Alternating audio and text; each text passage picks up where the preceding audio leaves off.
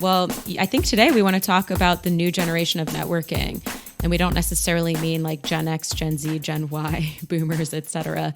We mean, what does networking mean in this uber connected age and in this time and space where we feel so connected, but actually we're super disconnected. And that's going to be another conversation for another podcast. However, it's this new definition in my perspective of what networking is. And this is one where, like in one of our previous podcasts, Elizabeth got to step into her glory, talking a lot about being a parent. And here, this is really my bread and butter, where I've spent so much of my career building companies in this space and writing about networking and relationship building. So forgive me in advance for being a microphone hog. No, I think that this is your wheelhouse, to use the sports term, but there is a lot that you have to offer. There's so much you have to teach about this, and you've mentored me on so many things about learning how to just make the phone call. And I think that that's huge. I will tell a little story that actually to get my first question out to you about this. So I came to North Carolina about, I guess, 5 months ago now, and I have to get to know the people in this market. Now, fortunately, people here are so wonderful that it has not been hard for me to get the ball rolling with a lot of things. However, one of the very interesting things I found in this market versus pretty much every other that I've ever worked in, and maybe I had it wrong, okay? So that's I'm prefacing it by saying that, is that people say to me constantly, pick up the phone and call someone, tell them what you're doing, and send an email afterwards. And that is the advice that I receive time and again here. Because you know what? That's how business gets done here. And I find it so refreshing. And I still have not done it as much as I should. But I just got a great lead, actually, funny enough, by a woman that was doing my daughter's hair, for somebody who is looking for a wine professor, essentially, at a local community college. And I would love to do that. So I need to make that phone call. And so what do you think about that old-fashioned way of doing things? Well, I think a lot of quote-unquote old-fashioned ways are really the future, whether it's phone calls, in-person meetings, or handwritten letters. I think those are three really critical elements that are falling to the wayside in this interconnected space, because what people are mistaking is using the tools at our disposal and replacing them with the actual relationship. So instead of going to an event or having lunch with someone or getting on the phone or sending the letter, we're sending an email, we're sending a text message, we're doing video calls, and those are great supplements. But there is nothing that will ever replace the value of those more personal touch points. I am so glad to hear you say that. I don't know that I've ever heard you put it like that before, but I'm really happy to hear that, because you're an expert on networking. And for me, literally pressing the flesh is so much more informative than sending an email and firing a shot across the bow. I would rather have someone call me, frankly, and ask me about, I always say, like, if someone says, hey, can you speak at my event? First thing I always say is, can we set up a phone call to talk about it? If you want me to speak, don't you think we should talk about it? Totally. I think that it comes down to a couple things, and I'm certainly guilty of this as well, is that people are busy and we're trying to get a lot done. So these are some great shortcuts. And then I think there's a lot of fear, apprehension around doing it. And then it's about priorities, which has come up in several of our episodes. In this case, it's how do you choose with whom to spend that time and put in that energy? And I think that ultimately there's a time and place for everything. So I'm not saying you should go in person and meet with everyone, or that you need to set up a 30-minute or 60-minute phone call with everyone. But I do think that it's great to set up exploratory 15-minute phone conversations after you get an email that piques your interest, like the one that you're referencing, or when you meet someone at an event and you get 5 minutes with them, but you really felt some sort of spark or chemistry or connection or something that was worth further exploring, to not just move that into a we're LinkedIn connection, friends heretofore, but to really go a little bit deeper. And at that point, because you've met and already engaged that there, or have gauged that there's some chemistry, perhaps then you move that into a video call or a 30-minute phone call or a lunch or a dinner or a drinks or a breakfast or an invitation to another event that you're going to or whatever that might look like. There's a lot of ways to skin the cat so that you can balance and integrate multiple things that you're looking to do. And interestingly, I'd say I looked way more analog about this years ago when I was younger, which seems probably counterintuitive for someone who's a millennial who was doing this really analog, old school ways. And now that I live a really intentionally crafted life of travel and flexibility and freedom, it's become different, I'll say, for me to have some of these more human touch points. So I do often leverage things like video call and phone calls when needed, and especially email, but I don't let that replace. So if let's say You're not crazy someone about who, email though. You don't let it go too long before you pick up the No. phone. Yeah, but that's No, so because different I from think- most people. Don't you feel like here's my philosophy about email, and tell me if you agree with this.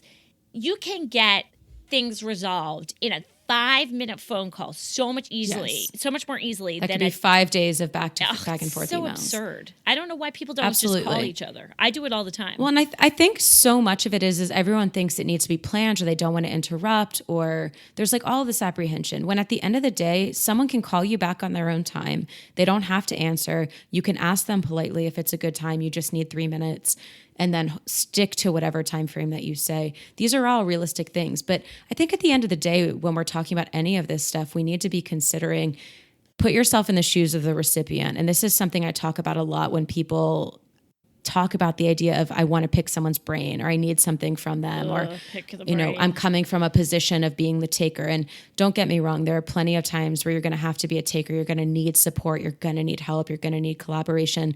Success happens through people, and that means that you're not always going to be the one in the giving position.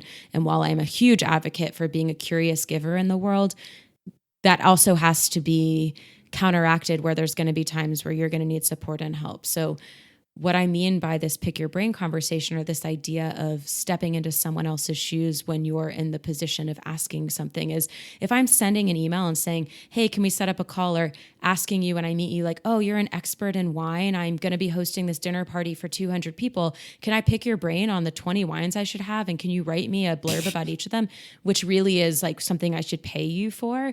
Then I really want to put myself in the shoes of you and say, well, gosh, how would Elizabeth feel if I'm stealing her intellectual property like that?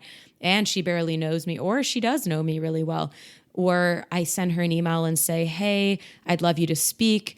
And here's my 5 times that we can talk. And Elizabeth hasn't even bought in yet. Like, there's just these moments where you can think like, how is the person on the other side going to respond to this? And how do I continue to move a ball forward that is always in favor of the development of the relationship, not just an outcome that I'm seeking? I want to talk about with you. I would love you to break down the networking where it's like kind of peer to peer, where there could be mutual benefit. The mentoring where someone is asking you or you are asking somebody for help. And then the general just meeting people in a personal connection and you're not sure how it will eventually pan out, but you know, it could just be a friendship, whatever, and how you prioritize those things. Because I mentor a lot of people in the wine industry because they write to me and I will always write them back. For me, one of the most important things right now is the returning phase. So there's learning, earning, returning, right? The 3 phases of your career in many ways. And since I'm sort of in the returning phase, I'm also in the earning phase, hopefully, but in the returning phase, I try my best, especially for people in the industry, to get back to them. But I think one of the problems is the ask, is that people will send me this incredibly long email, which I appreciate, but you will get so much more out of me if you ask me one question. Yep. I might read your whole email. Yeah. Just ask me one question at the bottom because I don't have time to answer 45 questions from you. Right. At that point, they're asking for a lecture series or a master class or a whole. Well, they just want to know how to get into TED wine. Talk. Yeah. I mean, and I'm like, I can't Right. give you the whole pathway or the whole map towards that. And a bulleted list of questions is incredibly difficult. And at that point, it would be better if you got your one email back from me and asked me for a phone call if it was something that you really needed help with. I think there's this idea of prioritization and people asking for things or you asking someone else for something is really different. Like lately, I have been asking people for partnerships and they see something that's mutually beneficial. And so it's a lot easier. But when I was in a position where that was not the case, it was different. So can you talk about the general, let's start with the first category, which I think there's something mutually beneficial. How do you address that? How do you figure that out? Like, what's the best way to go about that? Well, I want to say bottom line that no matter what the interaction is, it's really critical to always be thinking about what's the perceived value to the other person. So even in a place where you see it as lopsided and one-sided favoring you, there are always things that can make that person think that it's in their favor, whether or not it's explicit. So let's say it's something like a mentorship type thing, or where you're asking for advice or help, like you were referencing with those emails that you receive. In cases like that, often someone will feel like it's my turn to give back, or I see myself in this person, or anything like that that gives them some amount of pleasure or joy from participating in that interaction, undergirded with the fact that you, as the asker, have done your research and homework. You're not asking a question that has already been published by this person, or that they have material and content out about it already, or is not easily Googleable, which is a really weird word to say. But such an But that you're coming, one, by the way, because like, right, do right. not But ask then me you to come do to a them. podcast on something without looking at the catalog of 260 episodes I've already done. Or more so, don't come to you and say, hey, Elizabeth, can you tell me the difference between a Chardonnay and a Riesling, which you probably have talked about, but more so that person could easily Google. And it's a waste of your time. And immediately you lose any respect for this new person who's trying to build some sort of rapport with you. So the best thing to do in a case like that is to sincerely compliment them, demonstrate that you've done your homework and that you truly have invested the time, which will make you feel on the receiving end more inclined to say, hey, this person is sincere. They really care. They've really put in their legwork. What is it to me to spend 5, 10, 15 minutes, sometimes less, to respond? It's in those cases that I'll often say, here's an answer. Feel free to send over a couple questions if you have them in the future, or why don't we hop on a 15 or 30-minute phone call? Because I will feel endeared to them, versus the person who sends me the generic question, who clearly didn't do any research or homework, or sent me some form email or otherwise. So I think there's those basics. Or what about when they say, I love your work. Oh my gosh, I've become a new fan of yours and I love it. And then they continue on in a vein where it's clear that they know nothing about what you do, that maybe in my case, they listen to one podcast. In your case, maybe they read one article and they don't understand. They focus on one micro thing without ever looking at anything else. I think coming from our perspective of somebody that you might be writing to, at that point, I just shut it off. I mean, I will write you back, but you're going to get a 2-word response from me. Yeah, I think that ultimately that comes down to being the antithesis of what I was saying before, where if someone seems insincere or disingenuous, there's no reason why you're going to want to build on that. So in the case of something like that, where let's say I listened to one of your episodes and it resonated with me so wholly, then that's what you say. You say, Dear Elizabeth, I listened to your episode on XYZ, and this one thing you said has not left my mind. And because of that, I have this one burning question for you. I know you have a lot on your plate. If you can see it in your heart to respond to me in 1 minute, taking 1 minute of your time, I'd be forever grateful. And at least that's sincere. It demonstrates the truth of the situation, and it demonstrates a respect for you and your time and your work. There's always a way to find an outcome that is beneficial to both and works for both parties, even without you having to put in so much legwork as the asker. Yes, although you do have to put in some legwork as the asker, right? You're asking somebody something for something. Right, but it needs to be commensurate with the ask. Or greater than or equal to. Okay, so what about if you and I'm thinking like we can partner on something that there's obviously something that can happen here, and there's parity. What do you do about that balance? Because that person has something that you want, you have something they want, and usually you can make that work very easily, and everybody's very polite to one another. But how do you network that? I think ultimately this is a classic win-win scenario, which is going to be one of the best places to be. And another thing that it makes me think of is the fact that without any sort of manipulation or overburdening of myself, I go into every relationship trying to give more than I take. So even if it's equally weighted from the beginning, that's someone who I want to be pouring and investing into more. So I'll be looking for other introductions to make for them or other opportunities or making sure I'm consistently and reliably moving the ball forward per our agreement. And to your point about the potential changes and ramifications of that over time as the relationship might evolve, that really comes down to continuing to have clear expectations. I don't know if this is a great example, but today I sent an email to a woman who's newer on my team, who's taking over for a lot of my responsibilities on site in person for our Atlanta events for my Network Under 40 company. And coming in, naturally, there's job descriptions, there's interviews, there's a lot of conversation around here's the expectations and the expected outcomes. And now we're about 4 months in, and I'm finding that we're hitting some and we're missing some. So I'm having a very clear and candid conversation with her of, okay, let's level set again and talk about what the expectations were, where we're meeting, where we're falling under, what the expectations are for the next 1, 2, 3 months, and make sure we're still on the same page.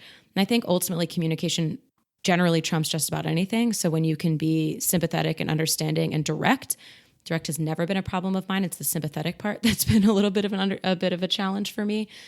That's going to really be a benefit. And ultimately, too, I think something that people feel a lot of pressure around, myself included, with relationships, and actually we talked about this in the quote unquote Jennifer podcast, is that relationships can change and evolve. So what might at one point be a really healthy relationship to have in your community, in your network, or in this case, to have as some sort of partnership or collaborative partner, over time that might change.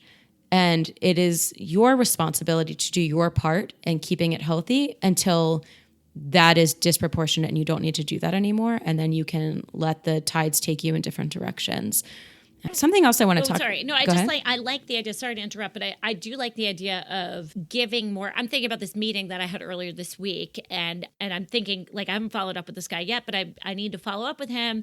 We decided that I would be doing some classes for him, and then in return started to talk to him about an event that I am planning, and then gave him the opportunity to say, hey, I want in on this and all that kind of stuff. And I think that type of thing, it, after a while, just comes naturally to you. You want a partnership. You want something to work out. And that trust starts to evolve. And then you realize it's sort of this barter of you can help me with this and I can give you this opportunity. And, what would be valuable to you? It comes naturally in the partnership thing. I think mentoring is a little different, but partnership, it really does become two people getting excited about the possibilities. Well, so there's an interesting alliance here too that I'm thinking of, or sort of transition, that I look at mentoring as several ways of being. One that I've gotten more into recently is this phrase that I've coined called co-mentoring. So this is sort of what you and I do, Elizabeth. What we do it a bit informally, and I've done it more formally with people where, let's say in the beginning of 2018, for example, I really got committed to learning how to grow my social media following and my email following for my personal brand. And I knew nothing about that. I knew about it a little bit from my companies, but I really knew nothing about growing it in the way that I wanted to as I worked towards the publishing of my next book. And so I aligned myself with a girl who I would call friends, but it wasn't a close friend. We had just gotten to know each other probably over the last year. And she was phenomenal at this. She had grown her Instagram following from 0 to 100,000 of real followers who became paid clients. And she was doing an exceptional job. She also happened to be a former editor of a magazine and just got copy, got how to do all of this. And on the flip side, she was looking how to grow and scale her business. So we had a conversation. We realized that we each carried the tools and resources that the other person needed. So we said, why don't we mentor each other? And we made the commitment together to say, it doesn't need to be formal. Let's just call each other when we need it, email each other when we need it. If over time the needs evolve and we say, hey, I don't have time for this anymore, or this isn't working, or one person's taking more than the other and we feel it's dissuaded or unfair, then we'll talk about it. And it was beautiful for the time that it lasted because we each were able to get what we needed and be there to support each other and offer advice and counsel and introductions and otherwise. And then we let it evolve out because we got what we needed and our friendship just went back to normal. And I think it's a really interesting way to look at mentorship, that someone doesn't necessarily have to be way beyond you in their life experience or in their title or otherwise for you to get value from one another. Another way to look at it is the traditional mentorship way that many of us think of it, where one person with a lot more experience and or credentials is helping shepherd someone else along, and perhaps they have a regular set schedule of meetings. And that's great too. It's just asking so much from someone. And the other thing about that is people often come and say, I'm looking for a mentor. Will you be my mentor? Which I think is like, forgive me for saying this, but like the boner killer of mentor asks. Why are you going to ask someone? Because usually you don't really know this person and you admire them, which is flattering. But you're basically saying like, hey, can we commit to being exclusively dating? And you don't know me. You don't know if I'm someone worth investing in. And I'm going to ask for a lot of your time and intellectual property and energy and advice and resources. Great. Are you in? To me, that's pretty crazy. And I think mentorship tends to evolve more organically, where you're just growing a relationship in this general way that we're talking about. And often it's never even a phrase that is spoken. Like I've had mentors who I don't think they'd ever have said to themselves or to me, hey, I'm your mentor. But I called them my mentor because of the way they consistently and effectively poured into me at different stages of my life. And then they could naturally evolve out as well. And in some cases, actually, one of my early mentors in business, now I'm sitting on the board of one of his companies, and we laugh about it because I was this like stupid little kid who didn't know anything. And here he was literally like picking up tears off the floor when I was crying all the time because I was so lost and confused. And now he's asking me to help him and help some of the people under him in his companies because he helps me get to where I am today, which is really cool and full circle. And then the other way I see mentoring is the mentoring that people don't even know that they're doing and having a positive effect on you. So it's listening to Elizabeth's podcast. It's reading my articles. It's listening to someone's TED Talk. It's going to a panel and hearing someone give you a pearl of wisdom. It's reading someone's book. It's any of these things where, or even just having a mentoring moment with someone in a meeting one-on-one or at a networking event where you just pick something up and that stays with you and it helps and benefits you, and then you keep it moving. I also think the way that you approach things matters enormously. You know, your idea, Absolutely. How aggressive you decide that you want to be. I don't know that anybody who you want as your mentor actually is going to be receptive to you being like, so can I take all of your, I mean, exactly what you said, like, you know, can I take all of your time? Can I have all this? I just feel like that is not a great way to approach a really busy person. No. And I think that idea of co-mentoring is probably more successful, but sometimes you do need people who have more information than you, but you got to take it as it is available to you. I don't know that formal mentoring thing really is, I don't know that that's for everybody. I know it wouldn't be for me. I just would not have the time every week to be able to commit that to somebody, you know? Yeah, it's not for everybody. And there's definitely different ways to get what you need from these environments. And ultimately, like you're saying, the intention matters so much. And the approach. If we can, the approach. Oh, absolutely. And if we can overlay this entire conversation with the idea that everything matters in the long term, that we need to have a long-term, long game focus on relationships and never just the short-come or the transaction, and that will always get you where you need to be. And the counter side of this, the other side of the coin that I think a lot of people react with is, I don't have time. I am in a situation where I need an outcome to happen. I need to make money. I need to make a sale. I need XYZ to occur. The challenge with that is that, yes, I get it. You and I have been there, Elizabeth. I know it. There's things that happen that you have timeframes around. But this is precisely why you pour into relationships all the other times when you're not in desperate need of something, so that you've basically filled up the bank account with positive amounts of deposits and generosity and trust and relationship, so that when it is time to come back to someone and say, listen, I'm in a space where I really need this. Can you help me? They are so happy to do it because you already have the know, like, and trust, which are the rudimentary fundamental foundation of what it takes to really get what you need in this world, which also leads me to the point that I think a lot of people underestimate, which is start where you are, that no matter how old you are, you have a network. Even when you're a newborn, you have your family. So no matter where you are in your life, you have people who already know, like, and trust you, and then you can leverage positively their reputational equity with other people to get the introductions that you need to open the doors to where you're going without having to feel like everything is starting from scratch or it's cold. So even when, Elizabeth, you moved to Raleigh, you started from scratch, but you also didn't, because I'm sure you asked people, who do you know in Raleigh? And someone introduced you to someone who introduced you to someone, which opens up a floodgate of a new web, of an entire new network for you. Well, I was really lucky also because people reached out to me and said, you're here, I want to meet you. And so then, yes. And then people were so open and willing. And I think two other things that feel like I've learned from you. One, I will say this, though, this is a caveat about North Carolina and about markets do differ. Okay, that's what I will say about in networking. Markets do differ because in Boston, for instance, when I lived up there, the way you got a job was not through networking, but through a recruiter. And New York is really like that often as well. I think you can get a job through networking, but I think those markets work a little bit differently. And in the South, where I've lived, it's all about networking. And I have to tell you that I've found people to be more receptive in North Carolina to me and what I do than in Atlanta, because it was a less good market for what I do. So I think that does matter. I don't think that's a hallucination. That's one thing. The second thing that I would say that you're not making a big deal of, but I think is so true about you, is that your networking is, I hate the word networking for you, because these people are all your friends. Right, which is why I started the conversation, and thank you, with New Generation of Networking, because it really is about relationships. And if you look at it as friendships, they're people you actually enjoy being around.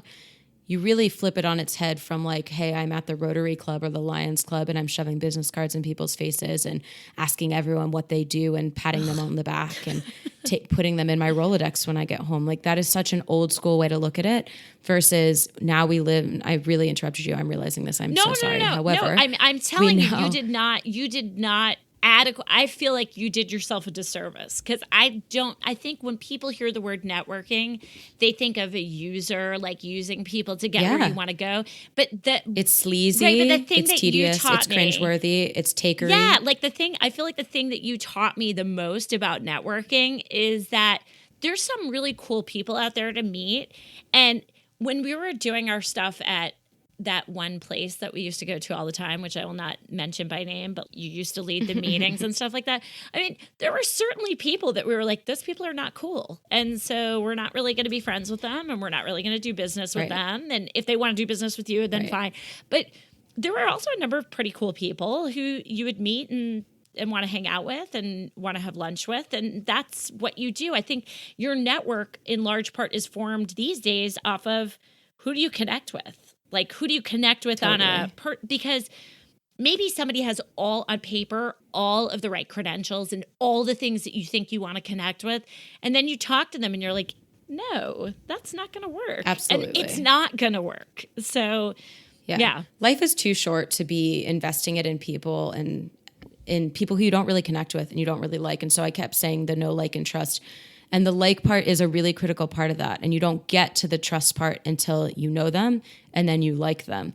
Trust happens really quickly when someone who they already know, like, and trust lets you in on their coattails. And it also happens really quickly when you generally have a connection with someone. Yeah, but you're not going to connect with everybody. So I think that you have to understand that true new networking is making a series of connections with people who you would call your friends. I mean, there's going to be different levels of friendship, but if they are not somebody that you walk away feeling like that was a good meeting, or I really enjoy having blah, blah, blah with that person, or I enjoyed that conversation, that person probably should not be in your network. That's my feeling about it. I mean, that's how I feel like.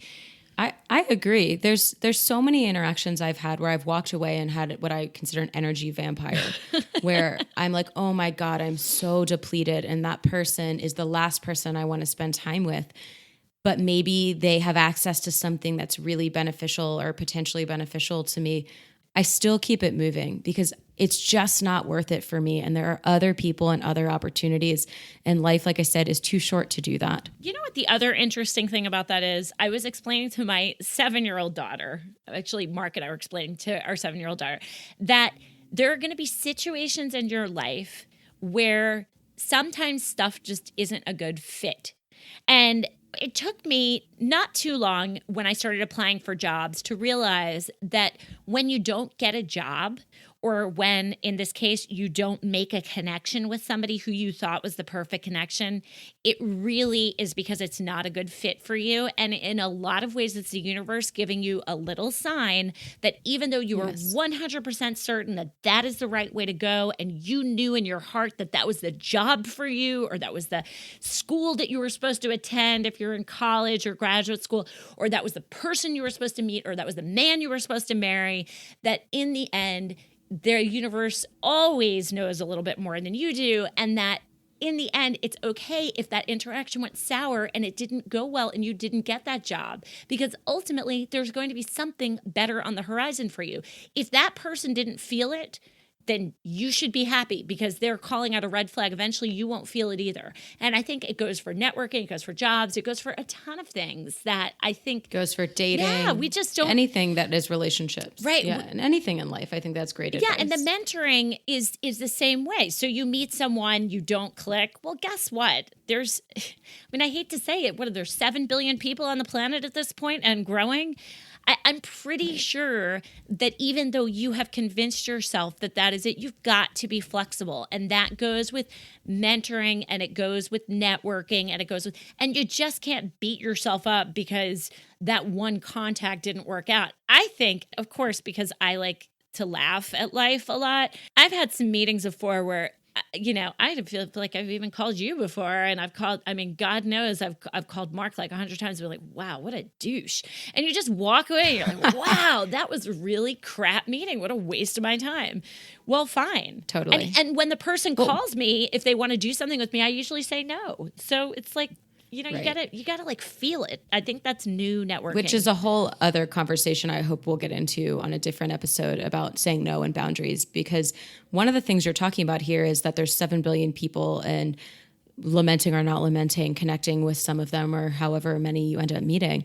And one thing that I think is a helpful framework for anyone who's maybe visual or data centric is that there are studies, and forgive me for forgetting the name of this study, but that talk about these 3 concentric circles of connection, 5 being the inner circle, 50 being around that, and 150 being on the outer circle. So ultimately it's about 200 and so I guess what is that? 150, 205 or so total connections. And that's this general number, given evidence of many studies of relationships, of how many people you can really be connected to and have a true relationship with. So the 5 are the ones who influence you the most and are your inner circle. The 50 are the ones that you have some amount of regular communication and touch points with. And the 150 are more loose. And then beyond that are just your friends on Facebook and the people you don't really talk to on LinkedIn, and the people that maybe once were in the 50 or the 150, but over time they've moved and it's changed, and they went from 50 to 150, and then they went from 150 to the ether, and then they went from the ether to 5 somehow. And that's okay. But to realize that you've got to be really intentional about the people that you're letting in those circles and do housekeeping as is needed as time evolves, but to be really considerate about where you're investing and who you're letting in.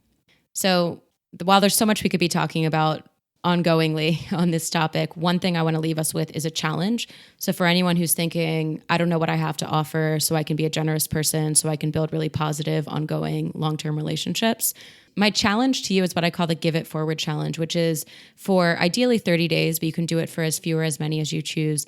Go intentionally into every day looking for an opportunity to be generous towards someone else. And the way that I generally do it is I'll reach out to someone who I'm just meeting or who's already in my network as a tool to deepen the relationship and ask them, how can I be helpful to you in some way, big or small, that will help you get closer to your goals or help you overcome a challenge that you're facing, and perhaps give them some examples and say, no pressure, but I want you to understand that there's absolutely no strings attached. I'm doing this because I am challenging myself to do this for 30 days and see what I can do to be helpful to other people.